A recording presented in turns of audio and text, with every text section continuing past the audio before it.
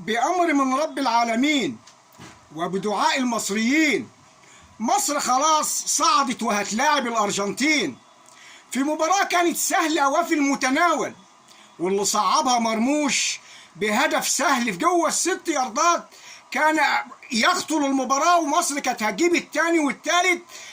رجع استراليا للمباراة ولاعيب اسمه محمد هاني احرز هدف التعادل لاستراليا. لو كانوا قعدوا لعبوا 3-4 ايام مش هيجيبوا جوان، ولكن محمد هاني ربنا يبارك فيه هو اللي على طول بيجيب فينا جوان، والعالم كله بيشيد بيه. وانا من وجهة نظري ما بيعرفش يلعب، قسما بالله ما بيعرف يلعب ولا عنده فكره، كله بيقطع اهو كوره بيطلع يكمل في الهجوم بيدافع بدون وعي، ولا عنده شخصيه، ولا بيعرف يباصي، ولا بيعرف يستلم، ولا بيعرف اي شيء في اي شيء.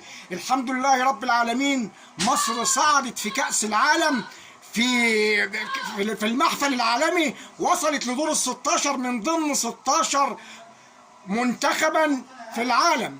اقوى 16 منتخب في العالم مصر تحقق هذا الدور وتلاقي الأرجنتين. كل المطلوب أداء مباراة ممتعة أمام الأرجنتين بصرف النظر عن النتيجة اللي احنا عايزينه خلاص تم. مبروك لمصر ولكل المصريين، افرحوا يا مصر، مصر عظيمة ومصر كبيرة.